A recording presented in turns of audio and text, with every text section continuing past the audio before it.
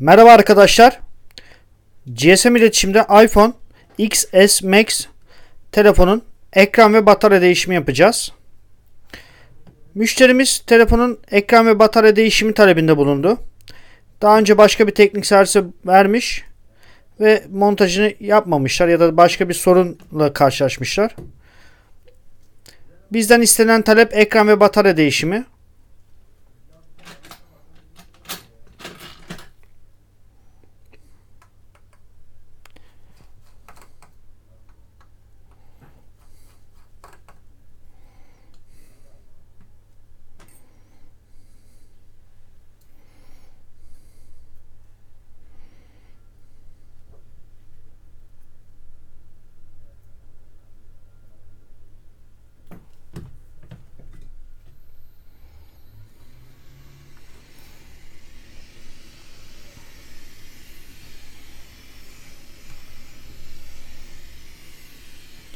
Cihazın ekranını rahat bir şekilde sökebilmemiz için öncelikle ısıtıyoruz onu.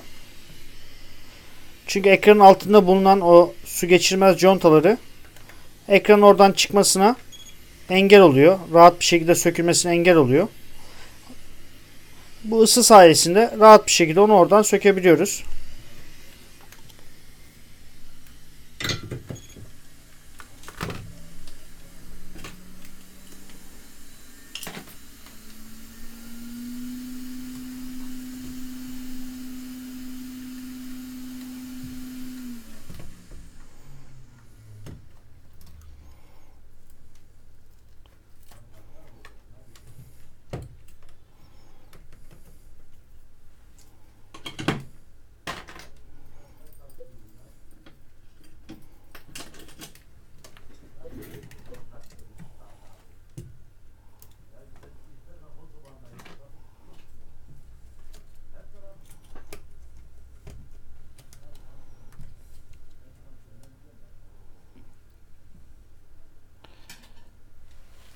Şimdi burada dikkat edilmesi gereken nokta, öncelikle batarya akımını keserim ama bakın, görmüş olduğunuz gibi cihazın normalde bu konnektörlerin olduğu yerde üst kapakçıkları vardır. Orada vidaları vardır aynı zamanda. Onlar orada sabit bir şekilde durması için yarayan metal kapakçıkları olsun, kafesleri olsun. Bunlar içinde yok. Ve ekrana da bakın. Ekranın da alt kısımları, sıvı temas izi var burada. Cihaz herhangi bir sebepten bir sıvı temas almış. Şimdi birlikte bir ekran ve batarya değişimi yapacağız. Ondan sonra cihazın çalışan çalışmayan aksamlarına bakıp ona göre onları gidermeye çalışacağız.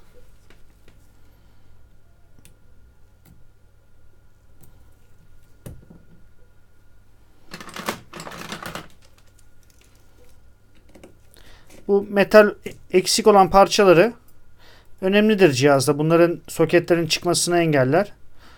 Şimdi biz bu model için bu parça siparişini vereceğiz. Bunları tamamlamaya çalışacağız tabii ki.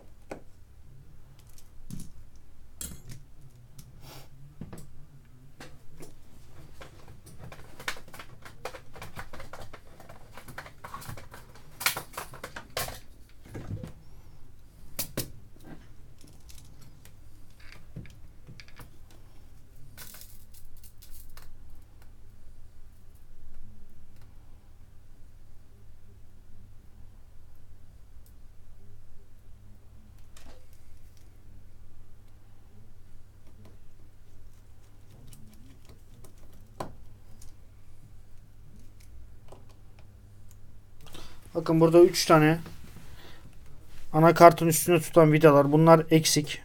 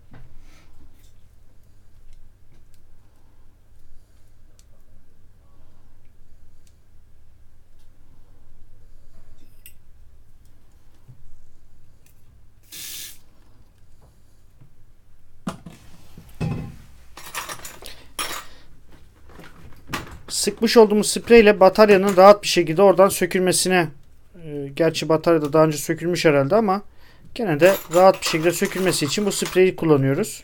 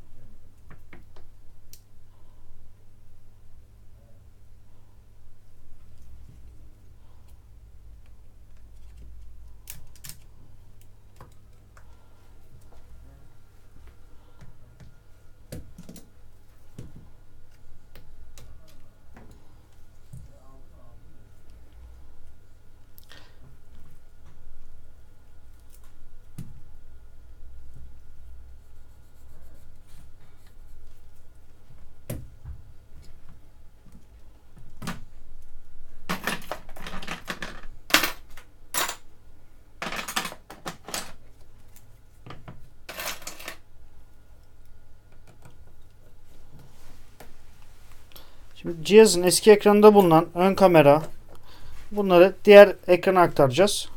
Yeni takacağımız ekrana.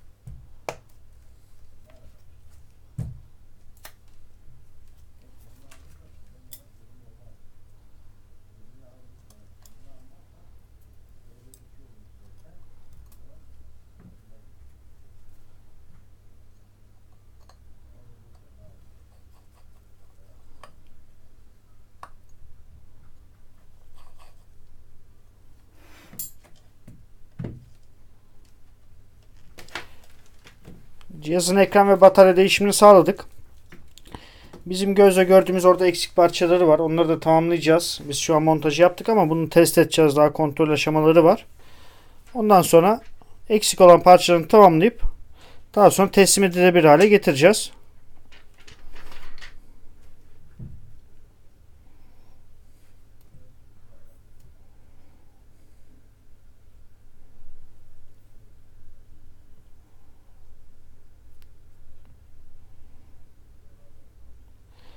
Cihaz çalışıyor. Genel olarak baktığınızda görüntü vesaire dokunmatik falan çalışıyor. Bunda bir sorun yok. Şimdilik bu kadar. Bizi izlemiş olduğunuz için teşekkür ederiz. Hepinize iyi günler dileriz.